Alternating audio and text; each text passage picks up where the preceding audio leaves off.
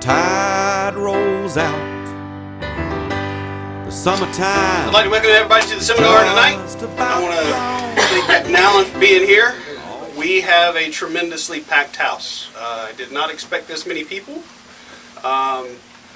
No worries, we're in the works. I've got another room that I'm going to work on to try to get it cleaned out, a little bigger room, so that we'll have more room for the next seminars that we do. But I want to thank Alan for being here, and I'm sure you guys will find it very informative.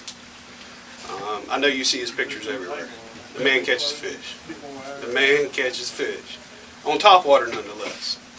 But so thank you everybody for coming out tonight, and we'll turn it over to Captain Allen. Thank you, Alan. How you doing, guys? I've got some goodie bags from my sponsors. I don't know how to tell y'all to get them. Maybe we can set them outside the door on the way out. I'm going to throw a lot of information at you quick, and then I'll see if you got any questions. What was that? It's just a map. First thing I'm going to talk about is your leader. You fishing topwater? That's about as long as I ever have one. A lot of times I run them even shorter, and that's just from retying after catching a few fish. I use fluorocarbon. I know you've probably heard not to do that. It don't affect it at all.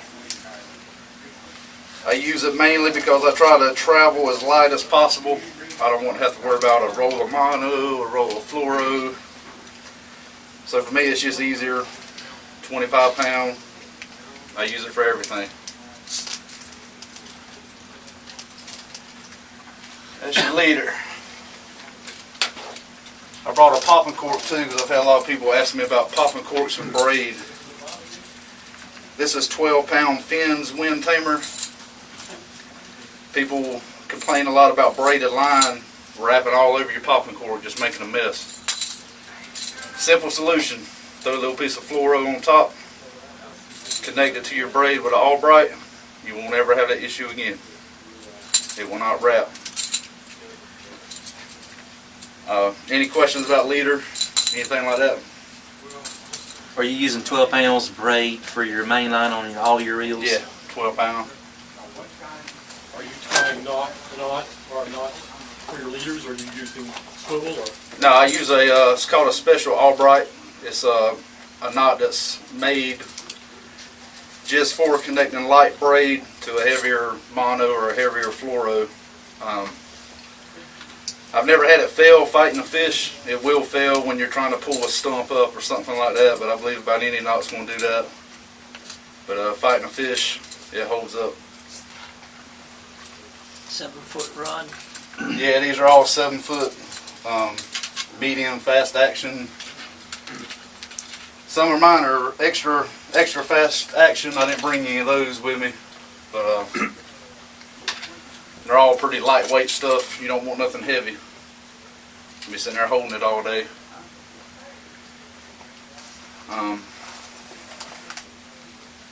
Top Dog Jr. Trout, drum, they both love it. Rough. You got a chop on the water, which I like. Trout fishing especially. A foot or two chop. You can hear the rattle on that little. Gonna hook somebody. You hear the rattle on that Top Dog Jr. It's just a single deep rattle.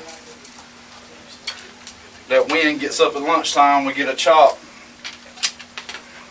I usually change over to a sheep hook, and you can hear the difference. And that one's been chewed on quite a bit. But you can tell it's a big difference. They can hear it better coming across that rough water. How many ounce lures are those? I don't know what ounce they are. If I had to guess, I'd probably say 3/4. I'd say. I think it's about like an industry standard. Okay. On that size. Put bigger hooks on them?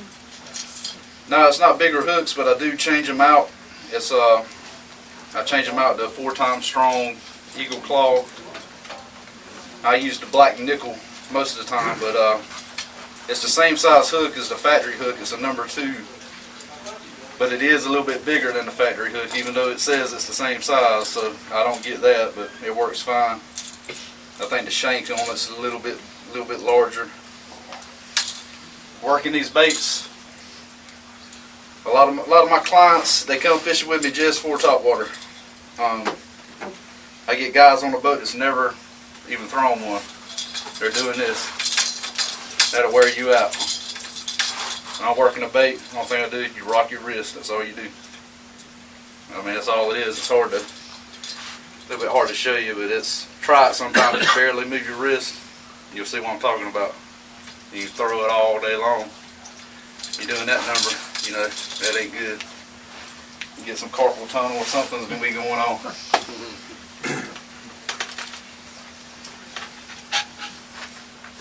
What kind of retrieve do you like, fast or slow, or does it make a difference? It all depends on the day.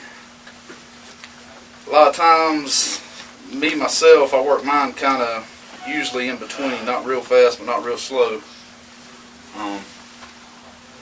Days when the trout's missing real bad, and they'll do that. They'll knock it out of the water. They'll miss it real bad. Usually speed it up where it's just flying across the water. And if that don't work, they're still missing, knocking it. We'll slow it down, just barely even move the bait. It'll be real erratic. Just move it a couple times, let it sit 4 or 5 seconds, and then real, you know. And sometimes that'll get them. Some days they just miss, and you have to do something a little bit different to hook them up. Drum, he misses it, you just keep on working it. And most time they'll be right on track, track it down. Especially if you throw across a school, the first one misses, his buddies, they'll be right there on it. That retrieve you're using is always tipped down? Yeah, I hold mine tipped down. When I'm on the boat, mine's literally at the water. I'm just rocking my wrist, that's all I do. Got some people it works, they like doing it like that. I can't do it like that myself. I hold mine straight down to the water. How quick are your reels? 1 to 7, 1 to 5? These are Saharas.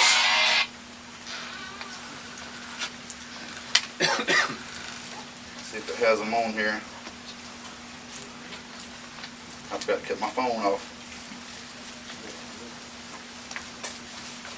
These are Shimano Sahara 2500s. See if it's got the ratios.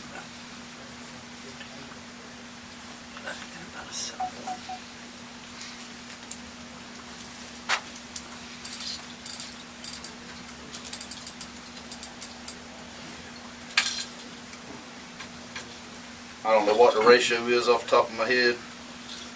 Let's go look on a box out there.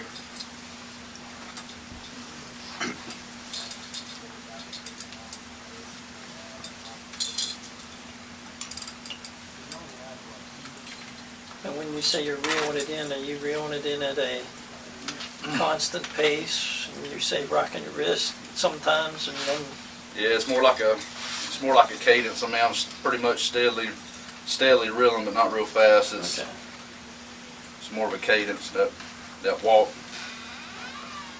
But if you don't do it right, it will wear you out. I see that a lot.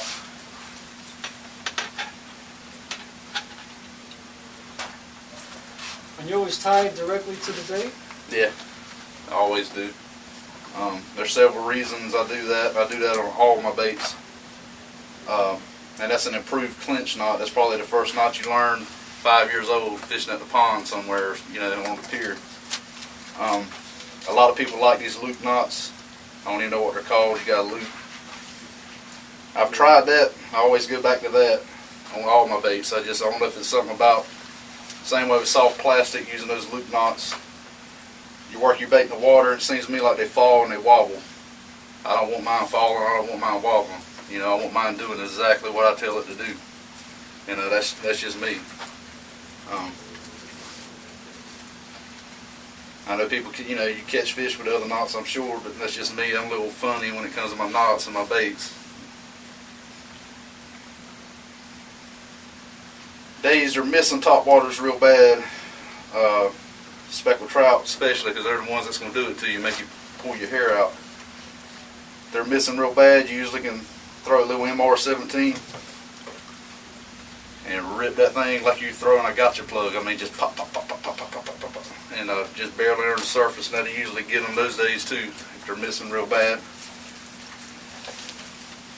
When it comes to looking for fish, about all I can say is get on the trolling motor and look. The trout especially, whether it's in the intercoastal waterway or the river, I mean, you're always going to have fish around the bridges. I mean, always. But this time of year they're spawning. You might find them on a point here one day. They might be 2 miles away the next. Or they might be on the other side of the waterway, or they, you know, they move around a lot, the trout do. If they're real active, you'll see them busting bait. You'll see the minnows scooping to the top. If you ever seen trout busting, you know what I'm talking about. It don't, you know, you can tell something's up. You'll see them popping the minnows, but they'll make like a slurp sound. It looks totally different than anything else out there. Sounds different too. That's something I look for as well when I'm looking for trout. Drum, pretty much same thing. Get on trolling motor and search. Once you find somewhere, I mean, if you're going to the same place over and over again, you're only catching 1 or 2 fish. There's better places to go. About all the advice I can give you on that is to get on the trolling motor, get in a bay somewhere, and physically work it. And you'll find some fish pretty much in every bay around, just about anywhere you go. Yes, sir. You say the trout are hitting bait. Are you going to be any type, or is it finger mullet, or? It's usually this time of year it's finger mullet mainly, finger mullet, or you'll see some shrimp. But 9 times out of 10 it's finger mullet they're after. Finger mullet, menhaden both. You'll see the menhaden push to the top and just shower. And if you see the menhaden shower, that's usually trout, but ladyfish will do that to them too, so you don't ever know. But when they're after the mullets, you know when it's a trout when it's after the mullets, because it looks totally different than anything else out there. Y'all got questions? Anything in particular? Is that the only thing you use for a popper, on the popper lure? Is that Which like one? Doesn't even look, it looks like a plastic bait, or? Which one you That talking one, about? one you have right there. This one's popping cork. Yep. That's a Betts Low Country. It's really not a popping cork. Technically it's a rattle cork, but everybody in North Carolina, that's what everybody calls a popping cork. When I use one, that's pretty much the only ones I use. I like the little concave top, that, and you don't have as much resistance as you do with a traditional popping cork with that big round top and that big concave top. That's just me. That's something that drives me crazy, fishing with the old style, all that resistance in the water when you're popping it, especially when you're fighting a fish. Okay, that's a synthetic shrimp on the bottom. Yeah, that's a storm shrimp there. Just a little pink storm shrimp. How do you find them? What? The storm shrimp? Uh, They're pretty good. I didn't hear you. How do you like them? Oh, I like them. Is that one of your keys? Do you go straight artificial, or are you using finger mullet? I don't use any live bait at all. None. If it takes live bait to catch them one day on my boat, we ain't gonna catch them, because I ain't gonna do it. But It's all about bait, period, right? yeah, I don't use bait at all. The storm shrimp. This is a setup I use a lot of times. I'm throwing hard baits myself, and usually everybody on my boat's throwing hard baits if they got decent enough experience to throw it. Throw it MR or throw topwaters. I use this a lot. I always have a couple tied on. They work real good with kids. It's pretty much universal. That cork goes down, you got a fish. I'll pick it up and throw it myself if we're on some fish, if we can see the trout swimming in the shallow water and we can't get them to look at nothing, or I know there's fish there that we're busting bait and we can't get them to hit. I'll pick this thing up and throw it myself. I ain't shy. Look for that cork to go down. But How do you work that? I give it a pop, you know, hard enough pop to make some sound on the surface. You know, chug, and I'll let it sit 5, 6, 7 seconds, and then chug, 5, 6, 7 seconds. And all you're doing in that time is letting that little shrimp, that little storm shrimp, you know, it falls. You pop that thing, it pops up like this, then it just falls so slow, just like that. And that's all you're really doing, giving that shrimp time to fall. It falls so slow. And that's usually what I get them when it's on that fall. How deep of water are you usually fishing? Usually anywhere from a foot of water, foot or less, to 4 foot, about at the deepest. 4 foot, sometimes maybe 5, but most time it's shallow, real shallow. The majority of the time we're in water about that deep. Where exactly are you fishing? Out there. How close do you want that to the bottom? What, a popping cork? Well, the bait. I got this one set. I want to say the other day we were in about 3.5, 4 foot of water, so this one was pretty close to the bottom that day.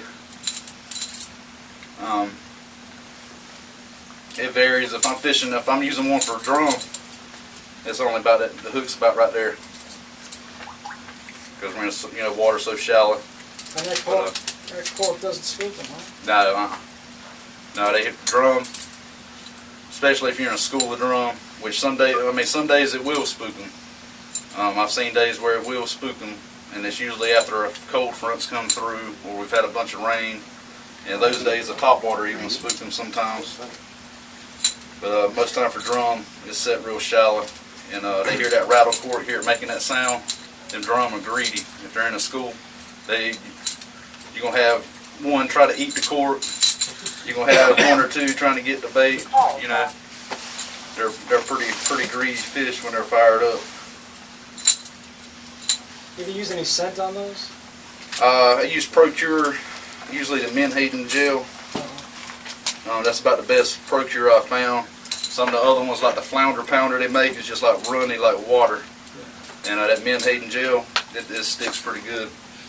I've used it, and I've used one called Butt Juice. And it worked pretty good too, but it was a little bit, the consistency wasn't quite what I liked. I liked it, you know, real thicker, so it wasn't running everywhere all over the boat. And that's the same as the Procure is the same consistency as the shrimp Procure?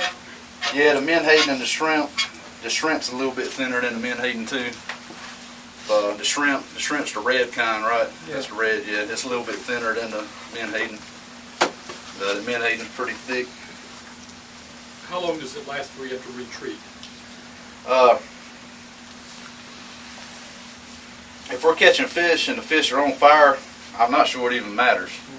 You know, but if we're catching fish on fire, I don't worry about it too much. Maybe if we have a couple casts, there's a low on the action, you ain't been hit, I'll put some more on it.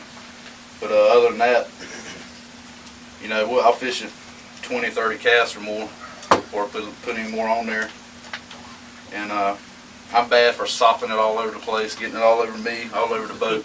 You don't have to do that, but I'm bad for that myself. It don't take much. And I just about give mine a bath in it. What else Just do a you bad use habit. besides that storm shrimp? I used a Billy Bay shad under a popping cork. Which is the jig head? Yeah, or the Billy Bay shad's the swim bait. Okay. They don't. Yeah. It's like there's some of them in these bags, little swim bait. Mm-hmm. And I use a jig head, some of the TTF plastics. I use little killer flat cemento TTF.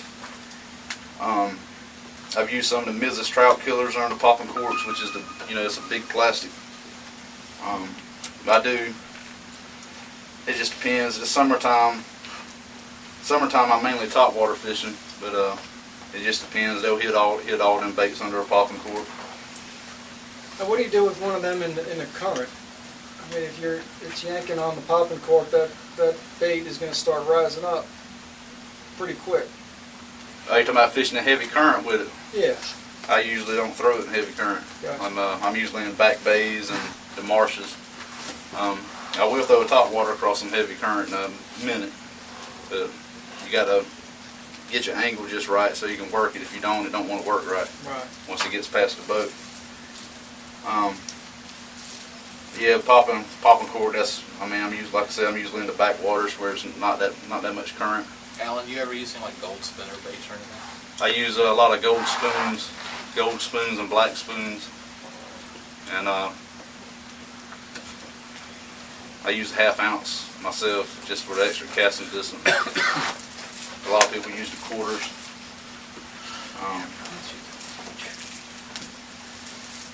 Flats Intruder, I don't know if you've ever seen them. That's a real good spoon. They're made by Precision Tackle. I'm actually waiting on some to get here now. I picked up some Johnson Gold spoons here the other day, and they work too, of course. You know, same thing, gold and black for drum. You want to use the black in clear water. A lot of people wouldn't even think about using a black spoon, but it's pretty killer in clean water. Use that gold in dirty water. I use silver. You can throw a silver spoon for speckled trout too. Speckled trout will tear it up. You don't throw anything with jig heads or anything, soft bait like that at all? Yeah, I do in the fall and the winter time. What colors? I got about 2 or 3 colors you'll find on my boat, and open at night. I use that more than anything. Open at night, chicken on a chain, that color. And got another one I can't remember. I think it's just called pumpkin seed. It's like a brown color. I throw them colors more than anything else. I keep some white on the boat as well, but you know I usually don't throw white as often. Your open at night, that's a good color. What color is that? It's like a purplish color. It's like a purplish, sparkly. It's kind of a dark color. Like an oil slick. Huh? Like oil slick. Oil slick. Yeah. They had one bait had one called oil slick with black and purple. Yeah. The open at night, that's a good color choice all the way around because it's more of a natural color, and that's a color that's good for all water conditions. And it works. It works in clear water, it'll work in dark water. It don't matter, they can see that. Do you change your colors depending on like the season, like summer, winter? The top water's color don't really matter, so I don't worry about that much. That little storm shrimp, I use that pink, and I use the clear. It's just a crystal clear shrimp with the orange. You can see the little orange piece on the weight. That's pretty much the only 2 of those I use. When it comes to the regular soft plastics, the TTFs, I pretty much use the same colors year round. And TTF don't make a chicken on the chain color. They make one similar to that color. I can't remember what it's called. But chicken on the chain, that's like a greenish, blackish kind of color. Bass Assassin makes one I know that says chicken on the chain on the bag. So if you want to, you can see what color I'm talking about. It's like a greenish. And the Billy Bays, I don't know what colors Mr. Betts put in here. That right there, that tiger color on the Billy Bay Halo Shads, that's the color you want in smoke. And I had never used them that much myself till earlier this summer. I was talking to Ricky Kellum, and Ricky told me, he said, hey, if you ain't tried them, you need to try them. And I tried them 2 colors. They work. They work good. Work good, and it's a real easy bait to fish. All you got to do is just retrieve it. You don't have to bounce it. You don't do nothing, just to retrieve. And it's pretty easy to use. What about like the bass type crankbaits? You know, with a spinner and a bait and a soft bait. Talking about like a spinner bait? Yeah. Yeah. Yeah, Use that much? Yeah, I do a little. I don't throw spinner baits as much as I do spoons and topwater.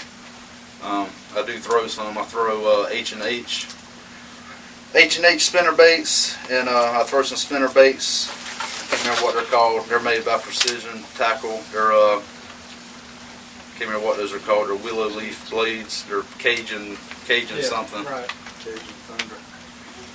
It's Cajun something. I don't think it's Cajun Thunder. I think that's their cork. But they make spinner baits too. I throw them. Now, how fast do you retrieve them? I don't retrieve them real fast. It kind of all depends. If I'm throwing them for a flounder, which usually if I throw a spinner bait, that's what I'm throwing it for. No kidding. I keep it just off the bottom the whole time. When I'm drum fishing somewhere, sometimes I want the spinner bait to touch the bottom just to kick up that little bit of mud cloud. Just in case that there's a fish somewhere sitting in the area and maybe he didn't see the bait. Maybe he'll hone in on that little mud and, you know, think it's a crab or a shrimp. But spinner baits, they're good for flounder. Especially shallow water, you can cover ground quick and a flounder will get up and come to that thing. Do you use gulp? No, I don't use any gulp. we call that the gateway plastic. What variances do you see relative to big trout? Do they stay up on that shallow water all day long? And what's the differences do you see between tides and also time of day? That's a can of worms there. Some of the two biggest trout I've ever caught, I seen them cruising the flat and I cast it to them, and they were both 1 o'clock, 1:30 in the afternoon. Where exactly was it? They're not there now. Yeah, they're not there now. 2 miles away. Sometimes them trout, I believe the tide and the tide changes are more important than the time of day. We got days, we left the dock at 5:30 in the morning. We didn't hook up, didn't even get a blow up to 11:30 and catch our fish from 11:30 to 2 o'clock or 11:30 to 3 o'clock. And that just so happened to be when the tide changed. You know, around that time frame, that's what fired them off. I've also had days where first thing in the morning, summertime, them trout chewed for the first half hour of daylight, and they didn't bite again to 4 o'clock in the afternoon, and you can see them swimming around. They just wouldn't touch a thing. And that's just, trout can be funny. But I believe the tide and the tide changes has more to do with the time of day. I like a full high tide early in the morning. Those days that happens, I like that, and I like it when it's late, right before dark. The tide is just topped off. Them trout, especially summertime trout, they won't necessarily stay shallow. They will move off to 3 or 4 foot of water. But if you're on a flat somewhere that's a foot deep, foot or less, they're spawning. They're not going to be far from that shallow water. I mean, they're not. You know, you're going to have your trout at the bridges and stuff too. You know, but the big females, they're going to be close to shallow water all the time. Yes, sir. We've had a very wet July and August. Yes, sir. How are the fish responding to that? You know, has it changed where they're orienting much, or? No. No, for me, I hadn't really seen a difference. This past Sunday, I fished, and we fished hard all day long, and we didn't kill it. We did not kill it on Sunday. We had 6 or 7 nice trout. I think we had 6 drum total for the day, and that was about it. And Sunday, that was right after that, I guess the front moved through Saturday night, and it was so nasty and rough. But other than that, the trout, especially trout has been good for a month or more. And it's rainy weather. A lot of days they'll bite sporadic all day long. Are you float fishing or are you stay anchored? I'm on trolling motor all the time. If you could paint us the perfect picture of what it looks like when you know that, hey, that's a place, whether it's like, you know, tree roots sticking out of the side of the river, exact depth as you're seeing like the terrain underneath you going through. What does that picture look like? Does it look like a point that you're seeing coming off? You don't have a little chalkboard or nothing, does it? There's one in the other room. I don't know if it's affixed to the wall though. It's Drill on the door. I'll give you a marker. Make sure you sign it so Chris enjoys it.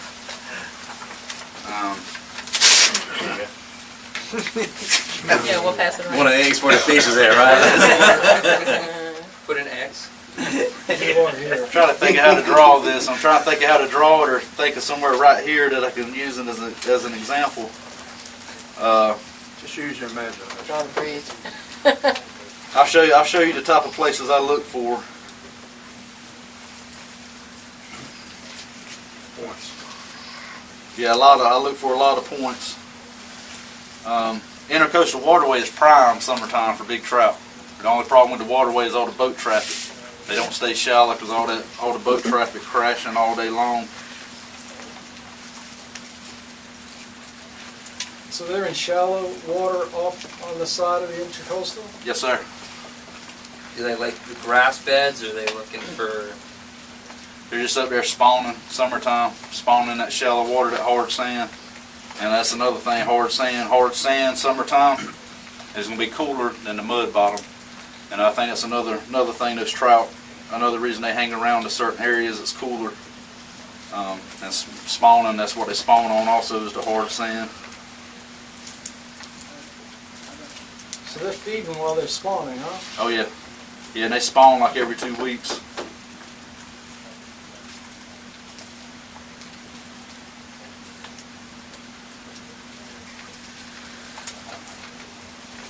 Are they tied to like the new moon and a full moon?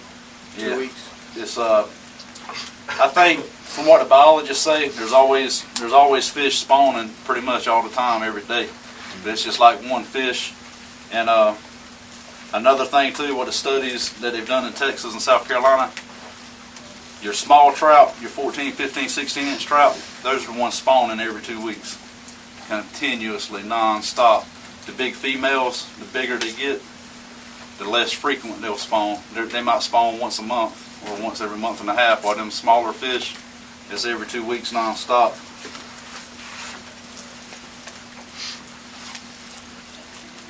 So when you find a school of trout, how many typically, I mean, what's the number variation in a typical school? It all depends. There's times where it's just little pods. There'll be pods of 5 or 6 or 7 or 2 or 3, and they'll just be cruising the bank. Then you got other days when they're all fired up, and it's just like they'll all be congregated, and you can sit there for hours and just whack them on top. But most of the time when I see them, when we can see them in clean water, we usually only see 5 or 6 or 2 or 3 together. And they'll get with the reds a lot too. Do they wake like the reds do? They won't wake. I have seen them late in the afternoons on high water. I've seen them up on the flats with their tails, and these are trout. And I don't know if it's something to do with their spawning ritual or what, but I've seen that 2 or 3 times with their tails. And knew it was trout because we cast it to them and we caught them. I'm just assuming that was something to do with their spawning ritual, because I see that a few times a summer, and that's it.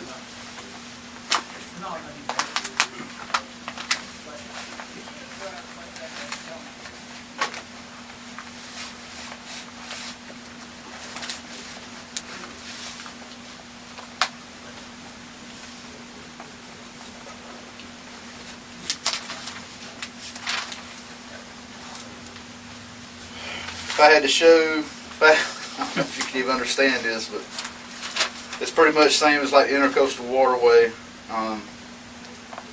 You got deeper water. I put 10 foot out here. Then it steps up to a little shelf, 3 to 5 foot. And then it steps up to 1, 2 foot.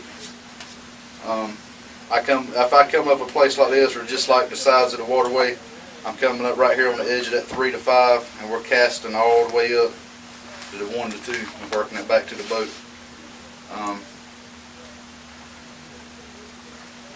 A place that is similar to this down this way,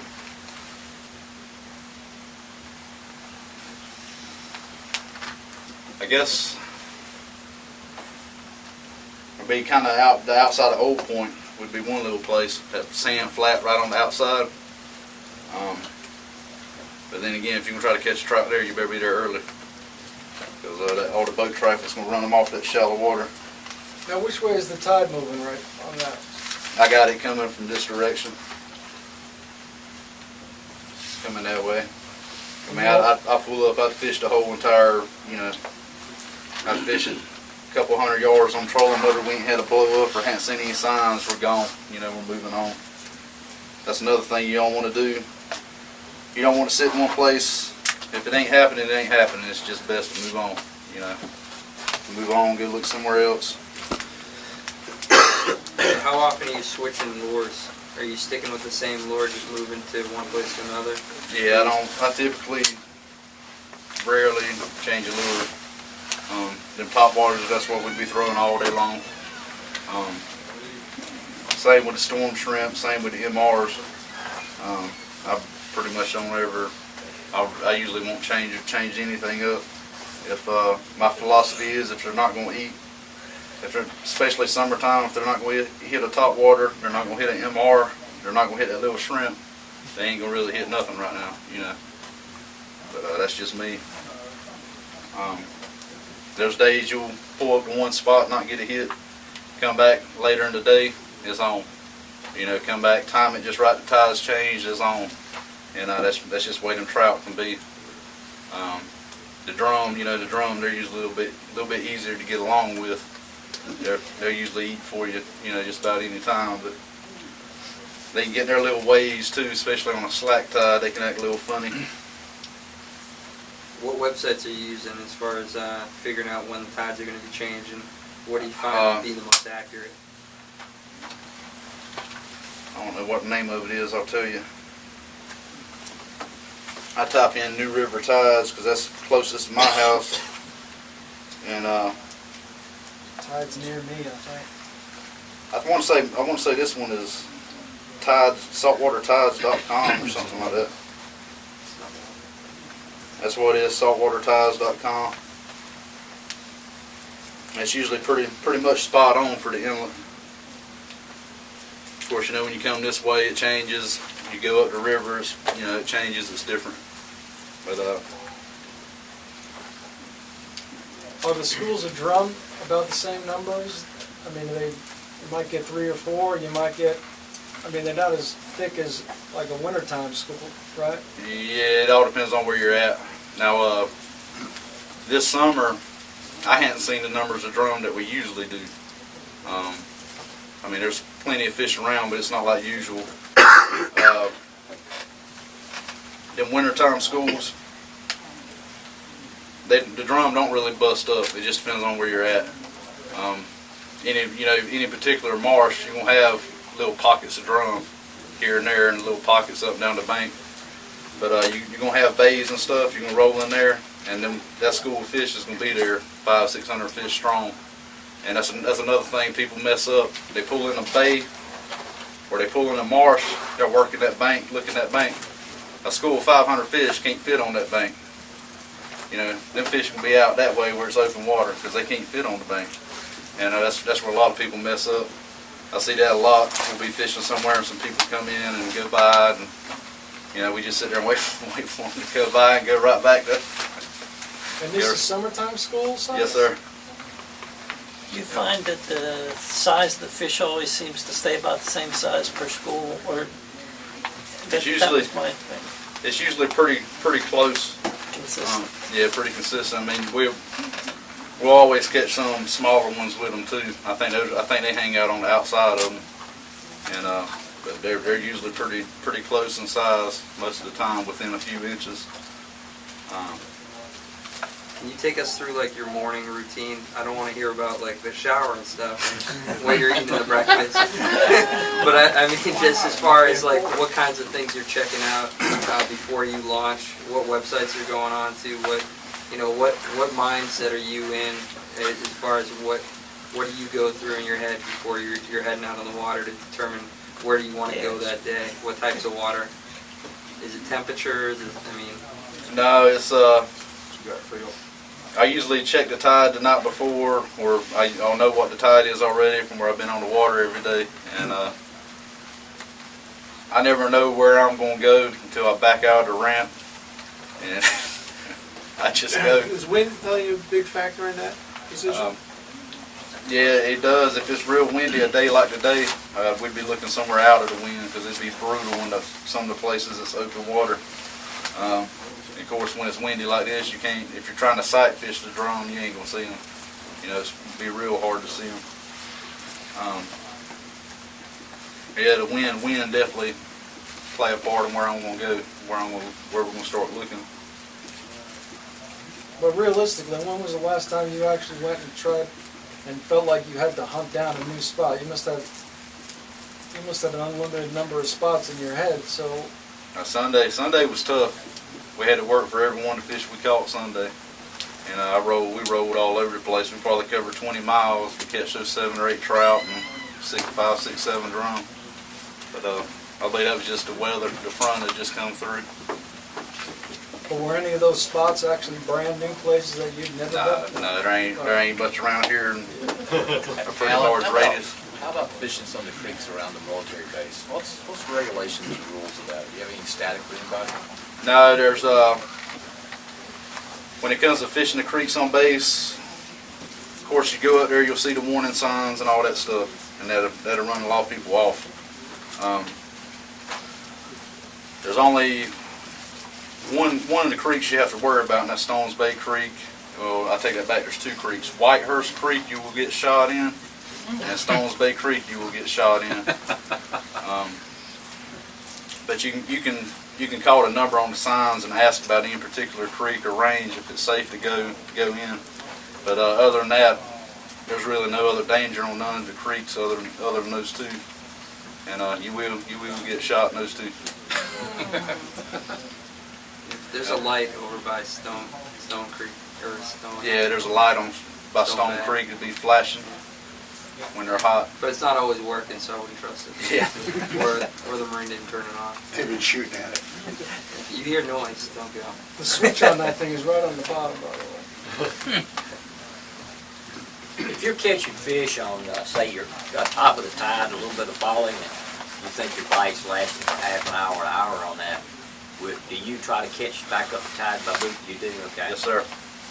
Yeah, if we pulled up somewhere, and just like you said, we had a 30-40 minute window. They bit for us, and we did good. When they shut off, I'll run up the tide. I'll see it moving again, and we'll try to repeat the same scenario. And sometimes that works good, sometimes it don't. Sometimes it'll work out, sometimes it just don't. Do you do any fly fishing for reds right here? I don't myself. I got a few guys I carry that fly fish for them, and make sure that none of them are sitting in here. I don't think they're really fly fishing. They're customers, though. Nah, I got a couple guys I carry, and I abuse them pretty bad on their casting distance with. Told them next time just bring a cane pole, you know. It is tough thrown into the wind. Yeah, Yeah. That's a whole different cast right there. That's all I'm going to say. You have to cast low is what I found out. A roll cast. You might Yeah, have roll a cast, yeah. When you say you don't use live bait, is it because of the hassle of getting live bait per se, the hard baits, and know you can fish with them and catch the fish? It's just pretty much. Yeah, it's pretty much just personal preference to me. You're gonna catch trout on live minnows. You're gonna catch them on shrimp. That's fine. I feel like that's what they're looking at all the time. Myself, and I just kind of totally got away from it. We did fish live bait about 2 weeks ago for flounder. I had somebody want to fish deep water for flounder, and we caught some minnows, and that's what we done.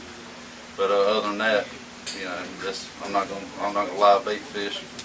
And that's just, I just feel like that's what they're looking at all the time. You throw the MR, you throw the Topwater, and it's different, it sounds different, looks different.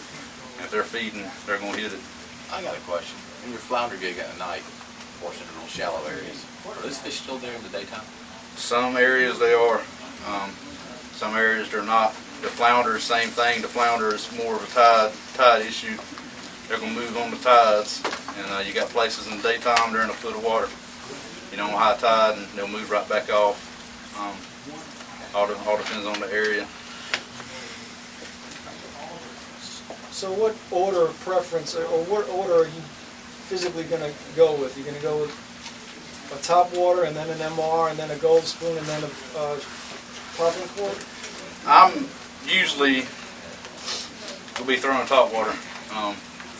When I have 2 head on the boat or 3 head on the boat, 1 or 2 of us usually work a Topwater, and 1 of us will work an MR, or we'll switch back and forth. till we find what they want. Because usually if a trout's feeding, they'll hit that top water. But there are days where MR17 outfish that top water 10-1. Well, that's what I mean. If it was just you, you'd go with the top water. Yeah, I'd be switching around. And if I knew there was fish at a certain spot, I'd be changing it up, give it 20-30 minutes before I rolled on somewhere else. Preference of color for MRs? I like the 808, 808 electric chicken, and the broken glass 808, which is golden. It's real gold broken glass. That thing, to me, it shines pretty in that real dark tannic water. Real Use good the heavy flash. beans or the light ones? Nah, the little MR17s, light ones. I used some of those the heavy ones, the heavy deans. I used some of them in the surf last fall. I slipped out there a couple of times. Yeah, they work good in surf.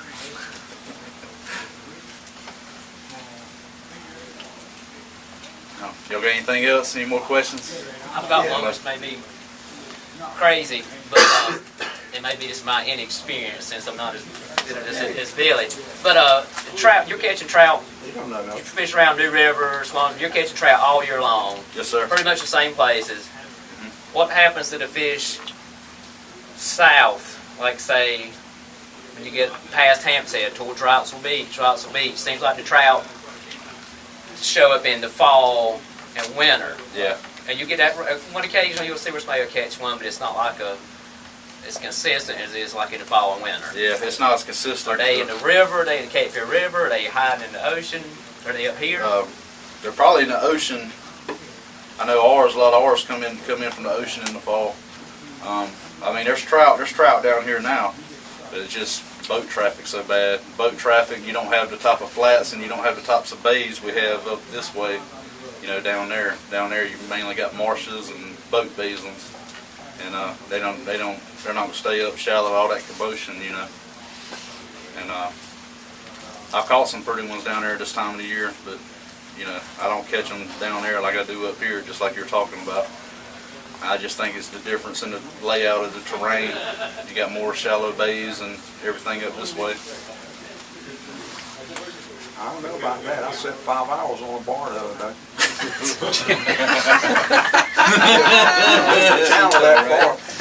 Didn't we, Billy? Washed him up. No. So you're saying that the color of the water right now is, man, it's dark. It's bad, yeah. And you're saying that has no effect on the fishing, huh? It hadn't had any effect on us, but I mean, we've mainly been catching our fish on spoons and topwater. Did you fish today? No, I didn't fish today. Supposed to have Flounder gig last night, and weather didn't let that happen. So. I like the doorman. See that? Yeah. I have some people say they want 45 seconds of their life back after watching that. That was me. And I'm watching anticipation the whole time. My son come up with that one. He goes, "Let's take that mat off the back of the boat, throw it in the water, and let's film a doormat." And I said, "All right." Okay, David. You guys got anything else? I don't know how long Chris wanted me to go. How many gators you seeing this year? I got a bigger boat, so shallow areas I go like kayaking. It kind of freaks me out a little bit. Yeah, see gators about every day, just about. They won't miss a time. That's when you know if you don't see none, you ain't fishing in the right places. Yeah. How do they taste? I don't know. Good. See any with particular length to them? Do what? Any big ones? Yeah, there's some big ones. There's some big ones right here at this bridge. Yeah, and the canal right there where Thomas Tackle used to be at. There's some big ones in there. At least there used to be. Somebody's liable to have killed them by now. All those houses they built. It's like the sharks. There's plenty of them. Yeah. But, y'all don't have any more questions for me? I guess that'll be it for me. Appreciate it. Thank you. Thank you.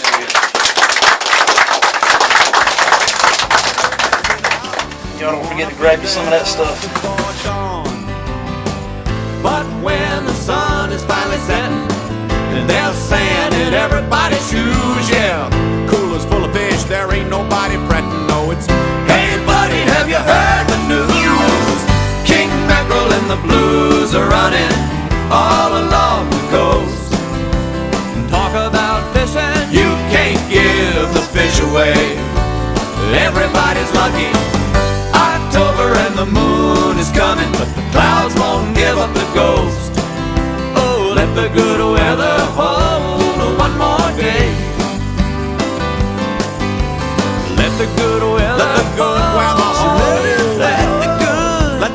where the